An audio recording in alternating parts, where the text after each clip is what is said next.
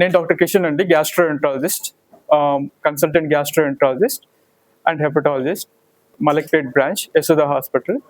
So ఈ recent డేస్లో ఒక చాలా ఇంపార్టెంట్ కేసు, ఒక చాలా అరుదైన కేసు ఒకటి ట్రీట్ చేయడం జరిగింది.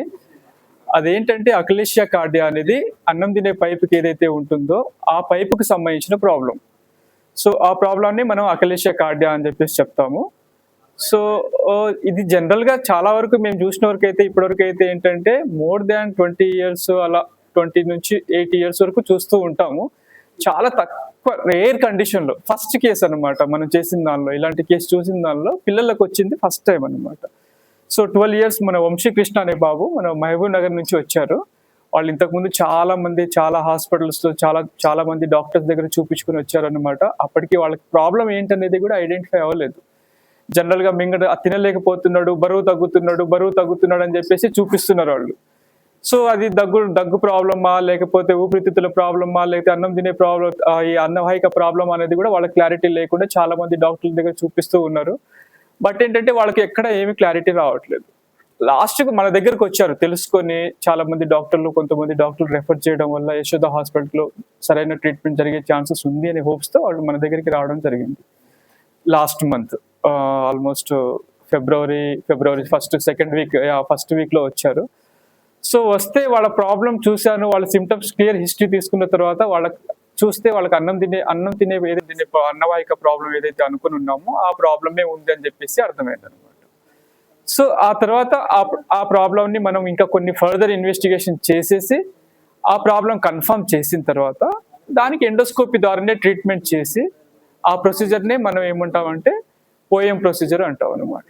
పర్ ఓరల్ ఎండోస్కోపిక్ మయోటమీ అని చెప్పే ప్రొసీజర్ చేసి ఆ ప్రాబ్లాన్ని రిలీవ్ చేసిన తర్వాత కంప్లీట్గా రిలీవ్ చేసి బాబుని మరుసటి రోజే డే కేర్ ప్రొసీజర్ లాగానే చేసాం. అంటే ఉదయం వచ్చారు, మధ్యాహ్నం ప్రొసీజర్ చేయడం జరిగింది, మరుసటి రోజు ఉదయం మళ్ళీ ఇంటికి పంపించేయడం జరిగింది అనమాట. డే కేర్లోనే చేసి పంపించేసాము.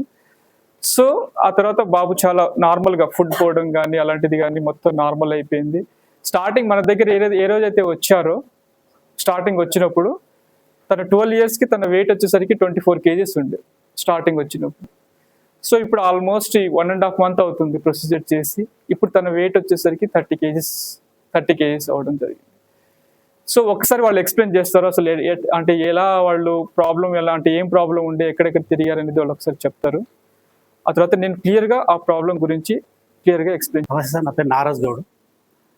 గత కొన్ని నెలలకి మా బాబు అన్నం తింటలేకుండే, దానివల్ల పూర బక్కగా అవుతున్నాడు అన్నమాట.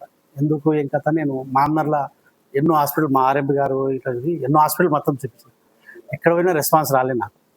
లాస్ట్కు 2 months బ్యాక్ ఇక్కడ వివేక్ సార్ దగ్గర వెళ్ళాను. అయితే సార్ ఇట్లా ఎండోస్కోపీ వేసి అన్నవాహిక అనేది దగ్గర అవుతుంది, ఇవి కూడా అన్నం తింటే పోదు, ఇంకా మధ్యలో అయిపోతుంది, అది జీర్ణంగానికి 6 hours పడుతుంది, మేము మనకు 1.5 2 hours అయితే మనకు అవుతుంది, నీకు పలానా దగ్గర మలక్పేట యశోద హాస్పిటల్కి కిషన్ దగ్గర సార్ని కలవండి అని చెప్పిండు. అక్కడ కలిసినాక నేను సారు February 2nd ఆపరేషన్ జరిగింది. అప్పుడు 24 ఉన్నాడు ఈ kgs. ఇప్పుడు నేను నిన్న సార్ వాళ్ళు ఫోన్ చేసి ఈరోజు మనకు ప్రెస్ మీట్ చేస్తాము, మనం తోలుకరా అని నాకు కిషన్ సార్ చెప్పడం జరిగింది. ఇప్పుడు మావాడు వెయిట్ వచ్చేసి 30 kg ఉన్నాడు సార్. దానివల్ల February 2nd ఇప్పుడైతే మంచిగా ఉన్నాడు, ఆరోగ్యం అంతా బాగుంది, హెల్తీగా ఫుడ్ అయితే తీసుకోండి. నాకు ఇక్కడ మామనర్లో వివేక్ సార్కు రెస్పాన్స్ ఇట్లా వివేక్ సార్ కిషన్ సార్ అని ఉంటాడు మలక్పేట యశోద హాస్పిటల్, ఆ సార్ని కలవండి, దీనికి సార్ మంచిగా స్పెషలిస్ట్ అని నాకు చెప్పాడు. అక్కడ ఆర్ఎంపీ అందులోకి అక్కడ సార్ని కలిసిన వస్తే ఒక 2 times ఎక్స్రేలు అవి తీపించి పలానా రోజు రండి 2 తారీఖు ఆపరేషన్ చేస్తామన్నారు. ఆ రోజు ఆపరేషన్ చేసి మళ్ళీ రోజు ఈవినింగ్ ఇంటికి పంపించారు. పర్లేదు సార్, బాగుంది, అంతా ఆరోగ్యం అంతా బాగుంది, ఫుడ్ ఇట్లా హెల్తీగా మంచిగా తింటున్నాడు, స్కూల్కి వెళ్తుండు, ఇప్పుడు స్కూల్ దగ్గరికి వెళ్ళి అంతా డాష్ పాడడానికి అంతా డాష్.